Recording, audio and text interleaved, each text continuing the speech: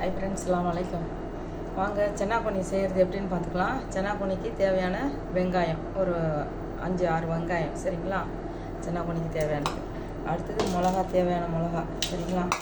அடுத்தது சென்னாப்பொனி ஒரு 1/4 கிலோக்கு வாங்கியிருக்கேன். அதை போட்டு இது பண்ணிக்கலாம், ஓகேவா? இப்போ அடுப்பு பற்ற வச்சுக்கலாம். அடுப்பு பற்ற வச்சுட்டு சென்னாப்பொனி வறுத்துக்கலாம். அடுத்து சென்னாப்பொனியை மண் இல்லாமல் கொஞ்சம் வறுத்த பிறகு அந்த மண்ணெல்லாம் கொட்டி போயிடும். கொஞ்சம் லைட்டாக இது பண்ணி எடுக்கலாம். ஏற்கனவே வறுத்து வச்சுருக்கேன், இங்கே பாருங்க, ஏற்கனவே வறுத்து வச்சுருக்கேன். கொஞ்சம் நல்லா லைட்டாக சூடு ஆகாத அளவுக்கு வறுக்கணும். அப்படியே வறுத்தாவே மொறுன்னு ஆகிடும். அது மேலே மட்டும் மண் மட்டும் நல்லா இது பண்ணிக்கணும். அப்படியே மண் இருந்துச்சுனாக்கா கொஞ்சம் தண்ணியில் போட்டதுமே எடுத்துடணும், தண்ணியில் போட்டுமே எடுத்துடணும், சரிங்களா?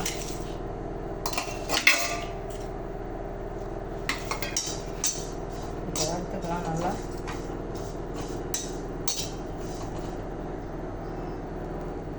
பாருங்கள், நல்லா கொஞ்சம் சூடாகிற அளவுக்கு இந்த இது பண்ணிக்கணும். ரொம்ப தீயக்கூடாது, தீயாத அளவுக்கு வறுத்துக்குங்க. அப்புறம் கசப்பு தன்மை ஆகிடும், அதனால் தீயக்கூடாது, பார்த்துங்க.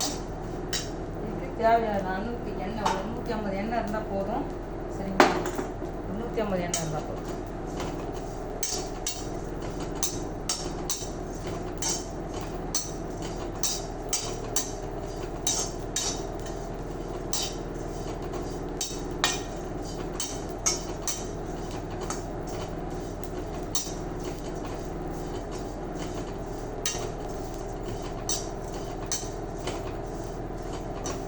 கைவிடாமல் கலரணும்.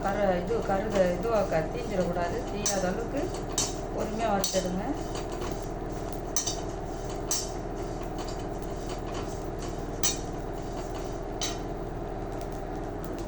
இப்போ பாருங்கள், வறுபட்டுருச்சு. கொஞ்சம் லைட்டாக இது பண்ணால் போதும், ரொம்ப வேண்டாம். இப்போ நம்ம கொட்டிக்கலாம். இல்லை,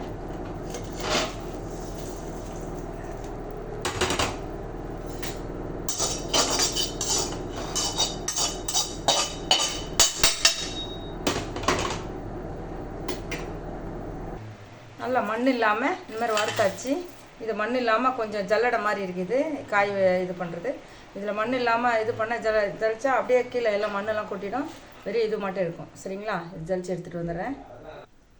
இங்கே பாருங்கள், அந்த எல்லாம் ஜலிச்சுதான் வெறியும் இதுவாக மண் அணிய இது ஒன்று கீழே, அந்த இதுவெல்லாம் கீழே இறங்கிடுச்சு, சரிங்களா? இப்போது கொஞ்சம் தேவையான பூண்டு இது பண்ணிக்கலாம், அப்போ தான் நல்லா வாசனையாக இருக்கும். இப்போ சட்டியை கடாய் வச்சுக்கலாம். கடாய் சூடான பக்கம் எல்லாம் வறுத்து எடுத்துக்கலாம்.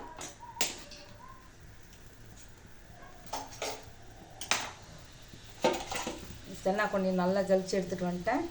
இப்போ அதை பொடி பண்ணிக்கலாம் மிக்சியில் போட்டு.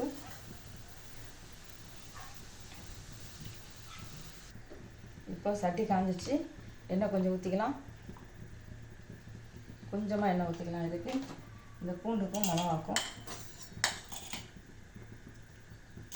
பூண்டை போட்டுக்கலாம். அந்த பூண்டு சவந்து வரட்டும். பூண்டு நல்லா ப்ரௌன் கலராக வரணும்.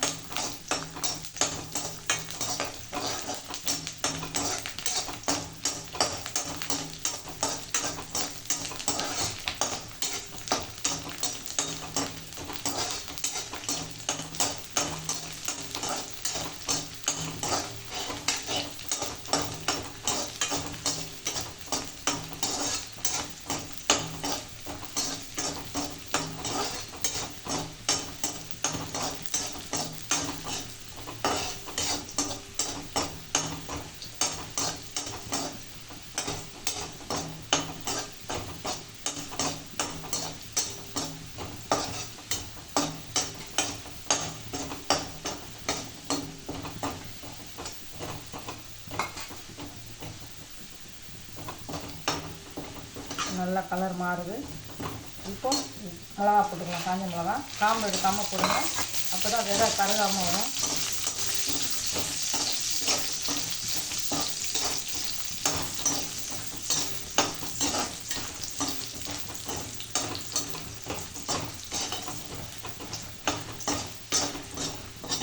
நல்லா கலர் எப்படி வருது பாருங்கள், நல்லா கோல்டு கலராக வருது.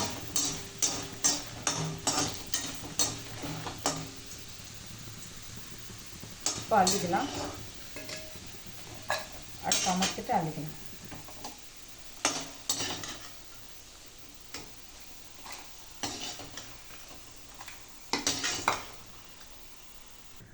இப்போ கூட கொஞ்சம் எண்ணெய் ஊற்றிக்கலாம், ஒரு 150 எண்ணெய்க்கு ஊற்றிக்கலாம். அந்த எண்ணெயிலேயே கொஞ்சம் எண்ணெய் இருக்குது, அதில் இதுலேயே ஒரு 150 எண்ணெய் ஊற்றிக்கலாம். ஊற்றிட்டு வெங்காயத்தை போட்டுக்கலாம். வெங்காயம் வதங்கட்டும். வெங்காயம் நல்லா கோல்டு கலரில் வரணும். வெங்காயம்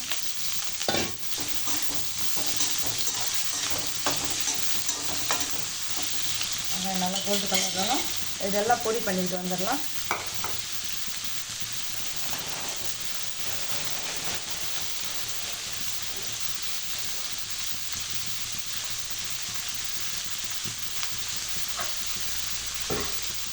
இல்லைங்க, தெரியுதாங்க.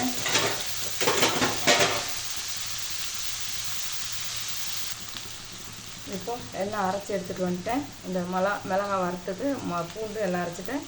செனக்கண்ணியும் பொடி பண்ணிட்டேன். சரிங்களா? இப்போ இந்த வெங்காயம் நல்லா கோல்டு கலர் போட்டோம்.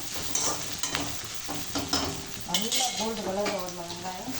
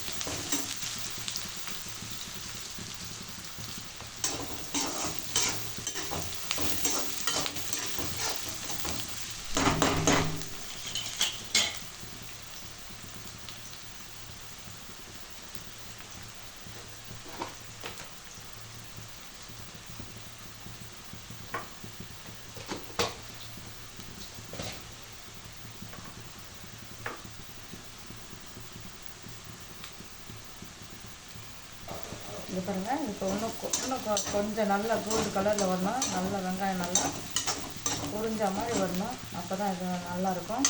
கெட்டு போகாமல் வச்சுக்கலாம். எல்லா இட்லி, தோசைக்கு, எல்லாம் சாப்பாட்டுக்கு எல்லாம் பாருங்கள், சரியா கோல்டு கலரில் வந்து நல்லா கோல்டு கலரில் வந்துடுச்சு. இங்கே பாருங்கள், இன்னும் கொஞ்சம் வதங்கணும். நல்லா பொரிஞ்சு வரணும் வெங்காயம். அப்போ தான் அந்த கெட்டு போகாத அளவுக்கு இருக்கும். அந்த எவ்வளோ நாளைக்கு வச்சாலும் சாப்பிட்லாம்.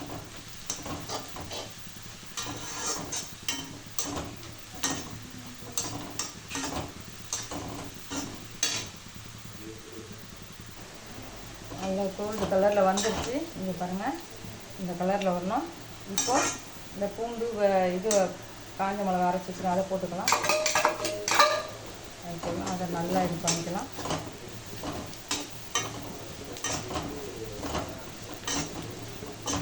உங்களுக்கு காரம் எவ்வளோ தேவையோ அவ்வளோ போட்டுக்கலாம்.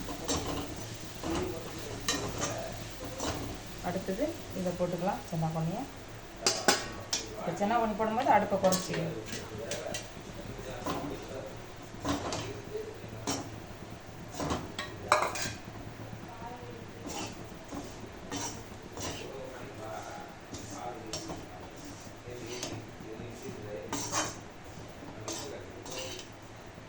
அது சம்பல் மாதிரி இருக்கும். நல்லா சூப்பராக சாப்பாட்டுக்கு போட்டுக்கு சாப்பிட்லாம். எது பண்ணாலும் தொட்டுக்கிட்டு சாப்பிடலாம்.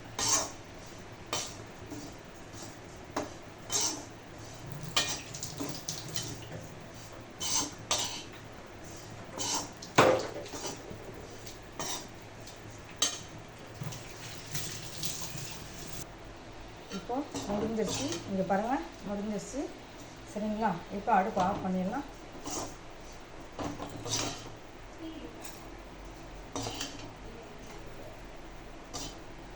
நல்லா ஆறுன பார்த்தா நல்லா பாட்டிலில் வச்சுக்கலாம். சரிங்களா? பாட்டில் வச்சுக்கிட்டா நல்லா எதுக்கு வேணாலும் தொட்டுக்கலாம். சரிங்களா?